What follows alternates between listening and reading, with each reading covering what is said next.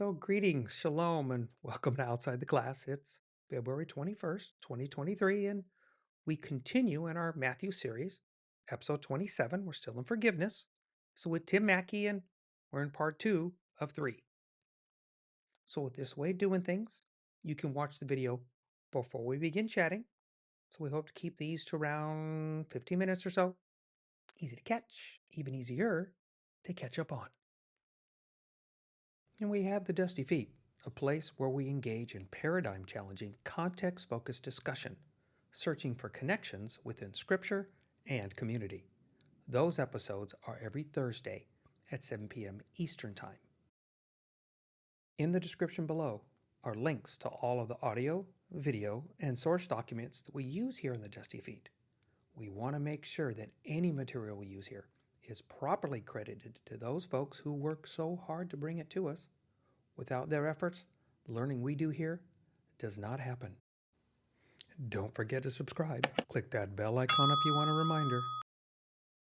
And as always in the Dusty Feet, this is a place where we can safely explore the endless ways of God, interconnection of His creation, where belief understandings may be challenged, divine misunderstandings may exist, and traditional teachings might falter as we pursue connection, context, and community with God and each other here in an environment of grace and love.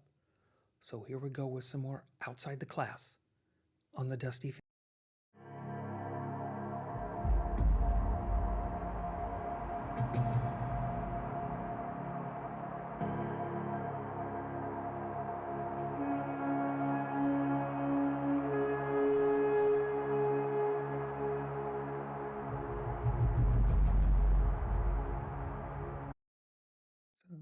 Again, and as always, it is expected that you watch the reference videos first, right? So you can get a context for this discussion and to hear the perspective of the originator.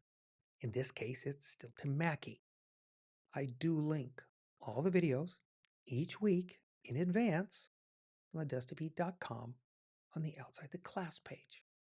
So if you have not yet, pause this, click on the link in the description below. When you come back, then we can start chatting.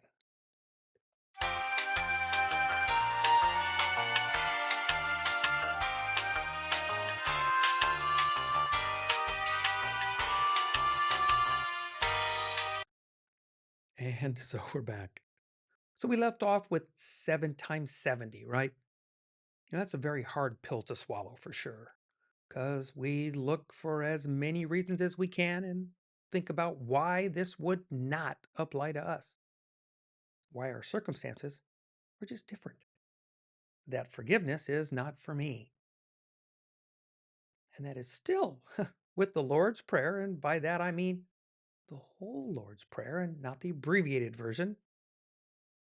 That applied to them, and that still applies to us in our lives as believers today.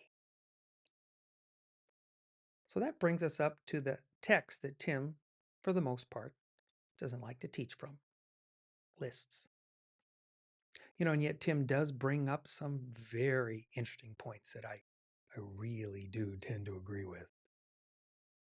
What forgiveness is not, right? What forgiveness is not. It's not ignoring or forgetting. It's not condoning or excusing.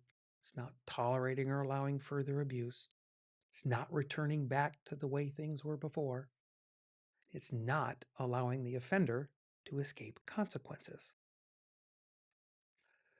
So I very much agree that these are very important, but especially in a relationship environment. Yes, because this passage is dealing with community relationship issues, as in the community that they were currently living in.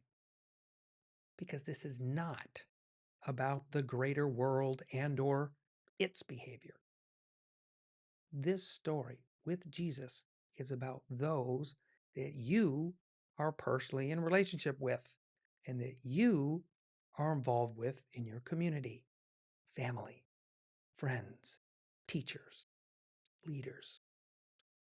This is not about walking around and looking at others, inside or outside the community, and pointing out that you perceive or think that they're doing wrong, because that is nowhere near the context of this passage. Because I've had experiences in counseling and conversations where someone was trying to use this point and this set of context verses to point out what others are doing wrong. But the goal in those is judgment and not forgiveness. Often my initial question at times will be, do you have a relationship with that person? Not are they in your church, but are you personally involved with them? Is what we are discussing about in some way is that this person has wronged you? Or is this about you perceiving that they are doing something that you just think is wrong? Okay, I want to make a very short but important note here, again, to keep in context, that we are not talking in any way about the abuse of others. If there's suspected abuse, especially that it's not being reported, safety is the key concern. We still do the same steps, but again, the other persons involved should still be those who are in community with them, because there is a lot to unravel in those situations, and they need to be handled carefully. Okay? With that, I want us now to get back to the context of the us being wronged, right? So those questions that we were talking about, those are also very often what I follow them with. How did this wrong happen to you? Or are you just appealing to something that you thought was wrong, or that's not how you viewed things? So can you see the value of those ideas, those questions? Because it's more about, are we more about playing judge, or are we really working on forgiveness? Maybe more. Okay, so now looking at that list, are there any of those counter to how God deals with us?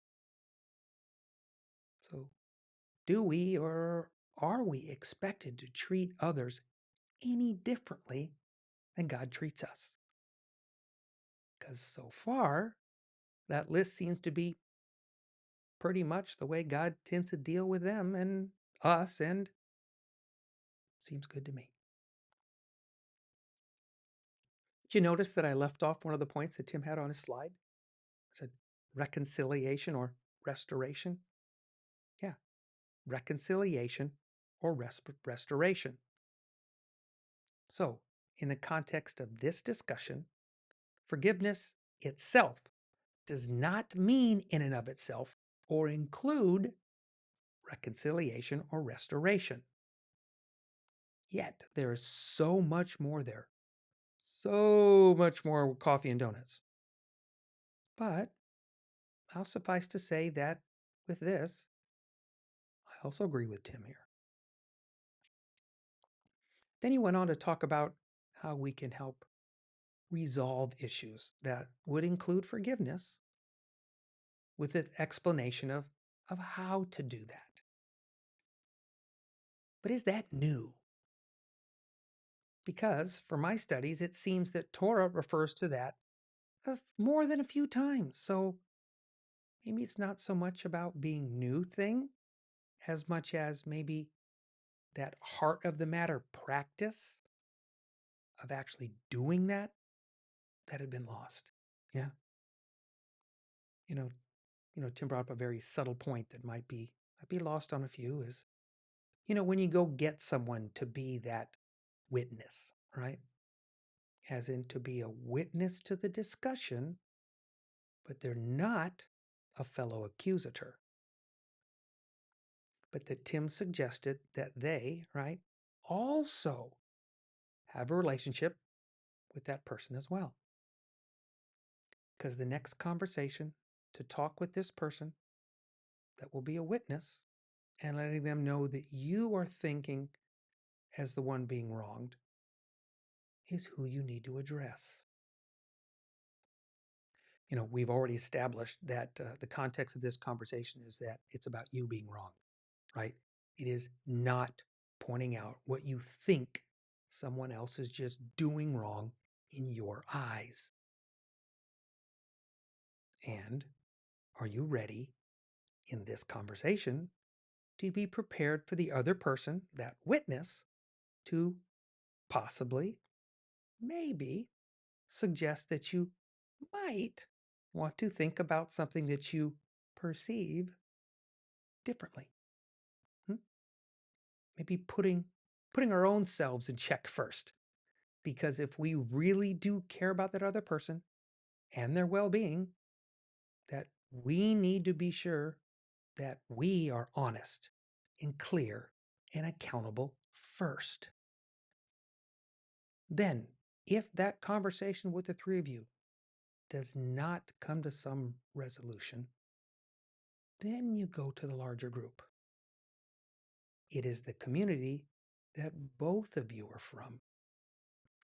Because again, and not to beat a dead horse, okay, a few more hits, that this is about you being wronged and you not being judged. Because I believe this point goes so much deeper than that. But again, these people, these witnesses, they're not accusers. They are people that are part of the community that cares deeply about the well-being of both individuals. So here's where I bring up the uncomfortable point, which I tend to do. And I know from my experience in conversations over many decades that in the context of the discussion, as it has been for me, it has been about the one doing the accusing, but not talking about having this done to them, right? Can you see the direction I'm heading?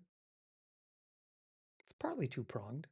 So one, if you are on the end of the one accusing, of course, none of us would say that we would be the one on the other end. But as the hypocritical person that I am, I have deserved this 10 times over. Maybe even 7 times 70. But second, Tim brought this up and I really appreciated it. And it might have been glossed over as well. But what if I am wrong in the accusing? What if I am skewed in my thinking, biased in some way, or, as can likely be the case most often, not aware of the fullness of the circumstances? Because maybe, at best, it was unintentional because the person was just very unaware of whatever the action was, or that it was perceived that way. And as the accuser, is it more about our pride? Is it more about us being right? Or should it rather be more about us forgiving and then maybe the thought of reconciliation?